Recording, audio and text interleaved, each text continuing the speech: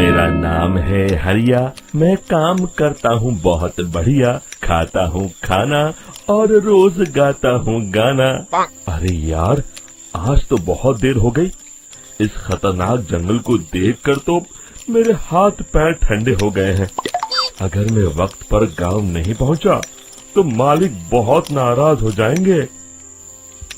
तभी हरिया को एक आवाज सुनाई देती है। सुनिए हरु जी।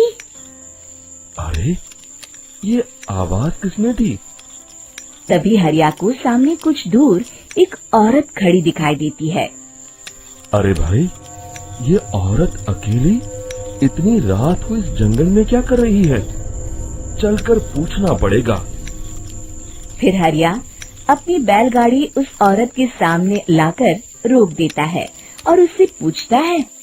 अरे सुनिए, आप इतनी रात को इस खतरनाक जंगल में अकेली क्या कर रही हैं? तभी वो औरत मीठी आवाज में कहती है, अरे हरु जी, आप आ गए। मैं कब से आपका इंतजार कर रही थी।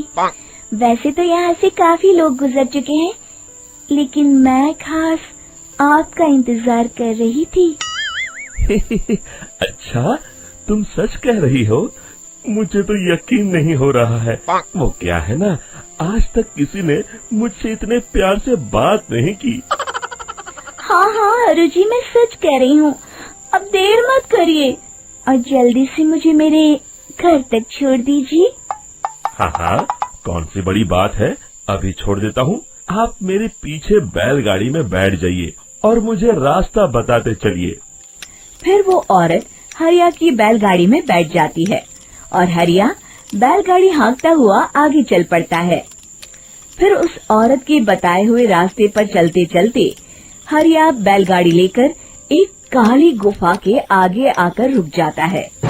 हरिया उस औरत से पूछता है, हाँ देवी जी, आपका घर कहाँ है? यहाँ तो एक गुफा के अलावा और कुछ नहीं है। तभी अचानक वो औरत हवा में उड़ने लगती है। देखते ही देखते उसका सुंदर रूप एक डरावनी चुड़ैल में बदल जाता है और वो जोर जोर से हंसती है। अरे तू तो एक नंबर का बेवकूफ निकला।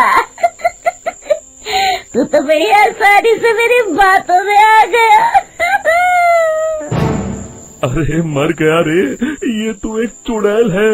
हे भगवान बचा ले, ये तो बड़ी डरावनी दिखाई दे रही है। और फिर अगले ही पल हरिया की बैलगाड़ी में रखा सारा सामान हवा में उड़ता हुआ उस काली गुफा के अंदर चला जाता है और वो चुड़ैल भी उस गुफा के अंदर जाकर कहीं गायब हो जाती है। हरिया ये नजारा देख बुरी तरह घबरा और परेशान हो जाता है। अरे, ये चुड़ैल तो मेरा सारा सामान लेकर गुफा में गायब हो गई। अब क्या होगा? अगर मैं गांव खाली हाथ गया तो मालिक मेरी अच्छी खबर लेंगे। मेरी इस बात का कोई यकीन भी नहीं करेगा। फिर आखिर वही हुआ। हरिया के मालिक चंपक सेठ को हरिया की किसी भी बात पर रत्ती भर भी यकीन नहीं हुआ। चंपक सेठ को लगा हरिया झूठ बोल रहा है और उसने ही लालच में आकर सारा सामान हड़प कर लिया है। फिर हरिया को बेईमान समझकर चंपक सेठ उसे काम से निकाल देता है।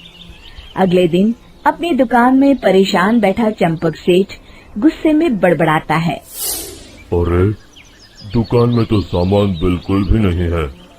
अब मुझे ही शहर जाकर सामान लाना होगा। फिर वो अपनी बैलगाड़ी लेकर शहर चला जाता है।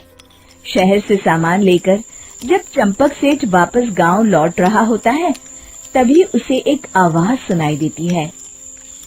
चंपक जी, ओ चंपक जी। अरे, ये तो कोई मेरा नाम लेकर मुझे पुकार रहा है। फिर उस रास्ते में वही औरत खड़ी दिखाई देती है। फिर क्या था, हरिया की तरह चंपक सेठ भी उस औरत के पास अपनी बैलगाड़ी लेकर जाता है और वो भी उसकी चिकनी चुपड़ी बातों के मुंह जाल में फंस जाता है। फिर चुड़ैल उसे भी अपनी गुफा तक ले जाती है और उसका सारा सामान लेकर गुफा में गायब हो जाती है। बेचारा चंपक सेठ लाचार होकर खाली हाथ गांव लौट आता है। फिर ये उस जंगल में रोज की बात हो जाती है। जो कोई भी शहर से कुछ लेकर गांव की तरफ लौटता, वो चुड़ैल उसे बेवकूफ बनाकर उसका सारा सामान लेकर गुफा में गायब हो जाती। एक दिन हरिया एक लकड़हारे को उसी जंगल की तरफ जाते हुए देखता है। फिर हरिया उसे रोकते हुए कहता है, अरे भाई, क्यों अपनी मौत को दावत दे रहे हो? मेरी बात मानो, आगे जंगल में मत जाओ, वहाँ एक बड़ी भयानक चुड़ैल रहती है। लकड़हारा हरिया की बातों को नजरअंदाज करते हुए कहता है, अरे भाई, मुझे पहले ही बहुत देर हो चुकी है, मुझे जाने दो भाई। शाम तक लकड़ियाँ काट कर शहर के बाजार में बेचना है। तुम अपनी ये कहानी किसी फुर्सत में बैठे इंसान को सुनाओ, मैं तो चला। इतना कहकर लकड़हारा वहाँ से आगे जंगल की तरफ चला जाता है। फिर अगले दिन गांव के मुखिया के घर के बाहर बहुत सारे लोग जमा हो जाते हैं। तभी हाथ में कुल्हाड़ी लिए खड़ा लकड़हारा कहता है, अरे मुखिया जी, अब आप ही हमें बचाइए उस जंगल वाली चुड़ैल से। हमारा सारा काम तो शहर से ही होता है। अरे मुखिया जी, उस चुड़ैल की वजह से तो मैं पूरी तरह बर्बाद हो गया हूँ। हम सबको मिलकर उस चुड़ैल का कोई इलाज करना पड़ेगा। तभी भीड़ में खड़ा वीरा कहता है, आप लोग चिंता मत करिए, कल से वो चुड़ैल किसी को नहीं लूट पाएगी। मेरे पास एक बहुत अच्छी तरकीब है। तभी चंपक सेठ उसका मजाक उड़ाते हुए कहता है, अरे तेरा नाम वीरा है तो क्या हुआ? तूने अभी उस चुड़ैल को देखा नहीं है? जाकर अपना काम कर, बड़ा आया। तब मुखिया जी कहते हैं, नहीं नहीं चंपक सेठ, मुझे लगता है हमें इस लड़के को एक मौका देना चाहिए।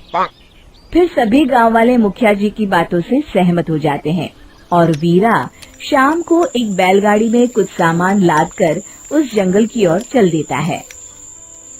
वीरा, ओ वीरा, कहाँ जा रहा है? तभी वीरा मुड़ के देखता है, वही चुड़ैल एक औरत के रूप में खड़ी है। अरे बहन जी, मैं आपको ही ढूंढ रहा था। देखिए, मैं आपके लिए क्या लाया हूँ। है? अरे वाह, तो खुद मेरे लिए इतना सामान लाया है। तू ही अकेला गांव में समझदार है। जरा देखो, मैं भी खोल के, बड़े भूख लगी है। जैसे ही चुड़ैल उस सामान पर से कपड़ा हटाती है, एक भगवान शिव की तेज रोशनी उसके अंदर मूर्ति से निकलती है और चुड़ैल अपने असली रूप में आकर जलने लगती है। अरे मैं जल रही हूँ, बचाओ! बचाओ! ओम नमः शिवाय, मर गई मैं! देखते ही देखते वो चुड़ैल राख के साथ उड़ जाती है और सभी गांव वाले भी वहां जाते हैं। शिक्षा बुराई पे सदा अच्छाई की ही जीत होती है।